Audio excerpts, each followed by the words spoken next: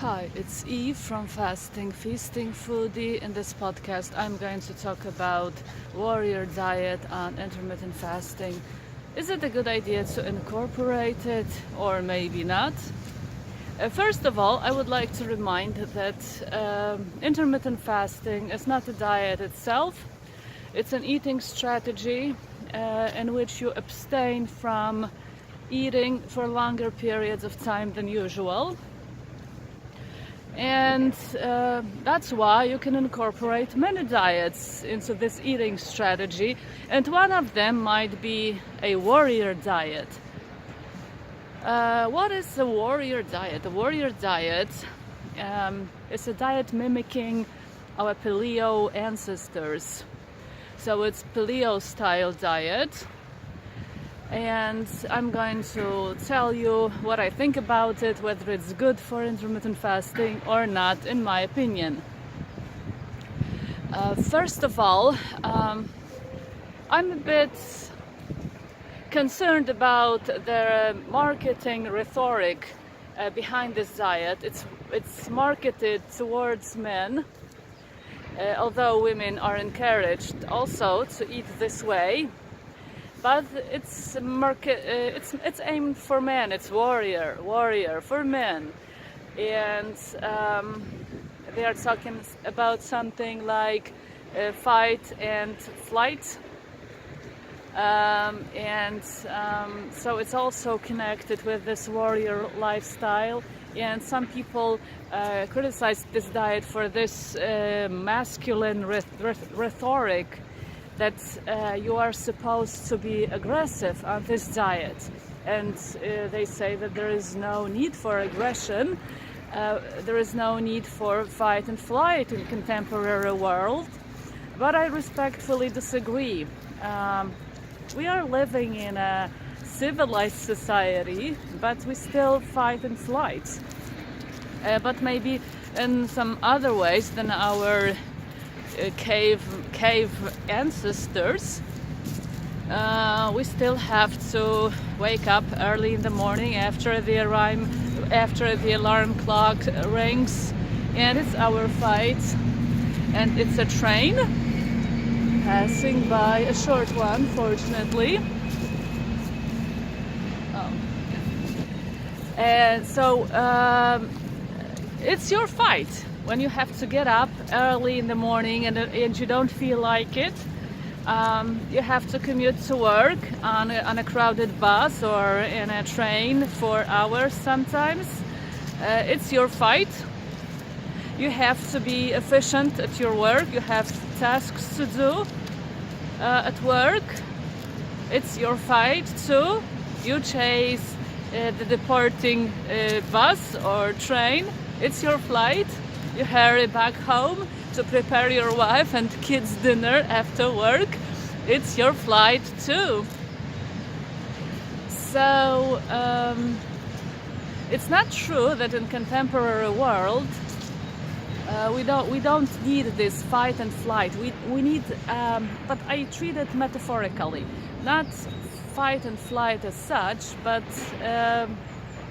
It's just, for me, it's just the requirements for energy and for efficiency, and we are still supposed to be efficient, and so it's valid. It's still valid, this rhetoric of fight and flight.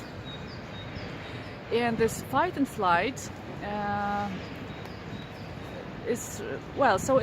so there is some sort of masculinity behind it, but it's also addressed towards women, and women needed to, because actually we still have our challenges. We have to face our challenges, no matter of our sex.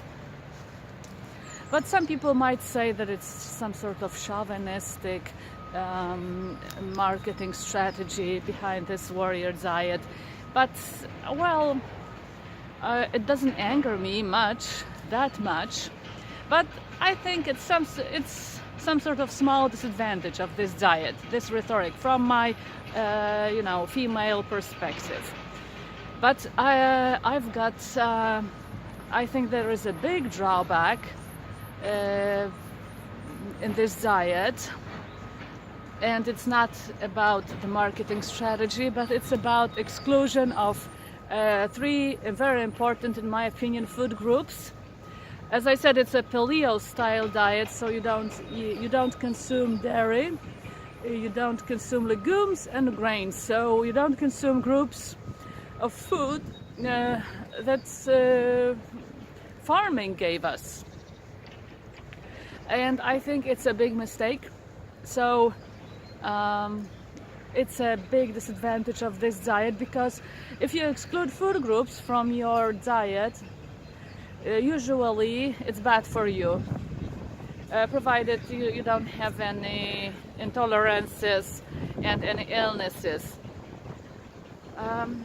So it might lead you, this exclusion of food groups might lead you to deficiencies sooner or later, and it won't be fun, you know.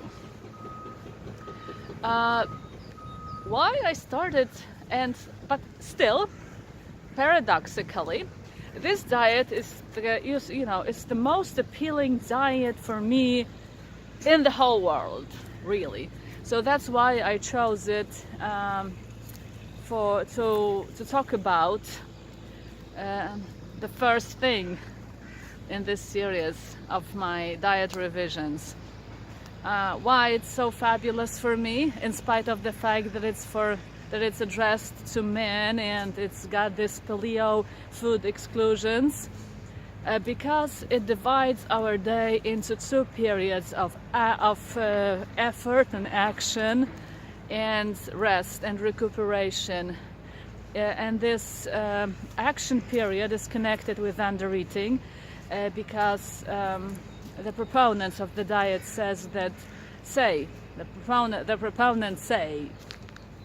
the proponents say that this diet is just that it's oh wow, the sun is shining. So the proponents of the diet say that when you eat, you cannot be alert. When you eat, you cannot be energetic, efficient, and you are not prepared for the fight and flight situations. You are just in relaxation and recuperation mode after eating. So understanding this, they encourage people to undereat during the day or during their activities, and to recuperate and overeat when the day's stall is done. Where is my dog?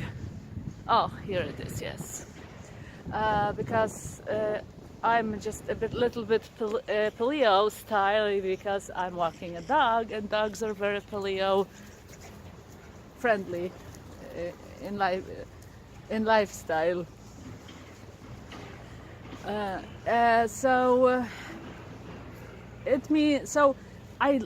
That's why I like this diet, because those periods of undereating and action and overeating and recuperation are, from my experience, very, very sound and very, very sane. And I think that they profit you on many levels. First of all, you are more efficient at work, you can concentrate more, you've got greater mental focus and mental clarity. Because you are not overloaded with food, and you are not thinking much about eating, because you are concentrating on other tasks.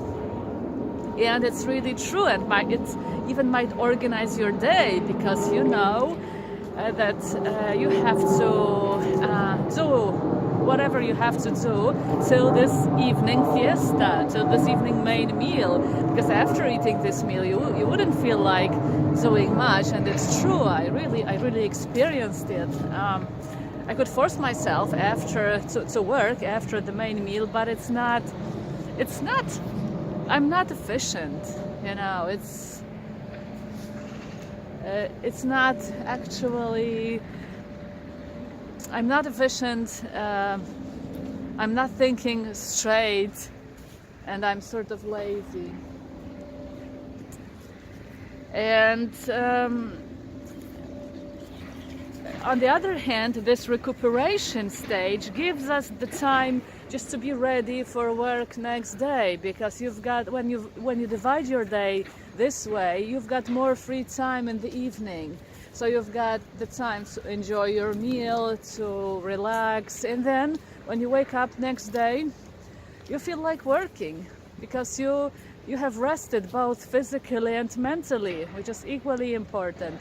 So what I really love about this warrior diet are those stages, are those periods of undereating and action. It's a daily phase, and this stage of overeating and recuperation, which is your evening stage. Of course, some people might just maybe a little change this a little bit to suit their schedules. For example, if they work night shifts. Oh, another train! Come on, trains, go away. This one is long. Oh, it's a train. Bye bye. Woo. Yes, so many disruptions here in this beautiful park.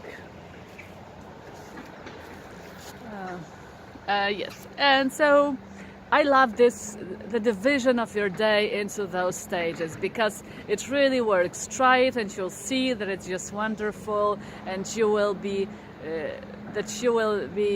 more efficient during the day, more organized, and then you will have the feeling that you've got the fiesta time, and you would feel really, really relaxed. So it's something fabulous about this diet. So in spite of the fact that it's so masculine, and in spite of the fact that it excludes, for example, dairy, which I like very much, and grains and legumes, I think it's worth trying as far as this division of your day is concerned. How can you do it on your intermittent fasting? In a very simple way, actually, because you just do something like this. You've got, on intermittent fasting, you've got an eating window. It differs depending on which style of intermittent fasting you choose. For me, it's 1 hour. For some people, it might be 4 hours, 5 hours, 8 hours. It depends on the protocol. So you just eat, you undereat and overeat within this eating window, but you have to remember to have those benefits I was talking about, that undereating should be first and overeating should be after your day's toll is done. So it's not like, for example, you start with your main meal and then you undereat, and you start your main meal let's say at noon, because you wouldn't have the benefits of this undereating action stage and overeating relaxation stage. So it's easy to incorporate it, and I really encourage it, because it's really, really nice and it works really fine. But I don't recommend exclusion of any food groups, because they are good for you. That's my sincere opinion. I'm not sponsored by dairy producers or legume producers or grain producers. No, I'm just saying my thoughts. So that's all for today. I hope that you found this video interesting. And if you've got any questions or suggestions for other videos, or any opinions about this video or other videos, please let me know in the comments section below. Thank you very much for listening and watching. See you next time. Bye.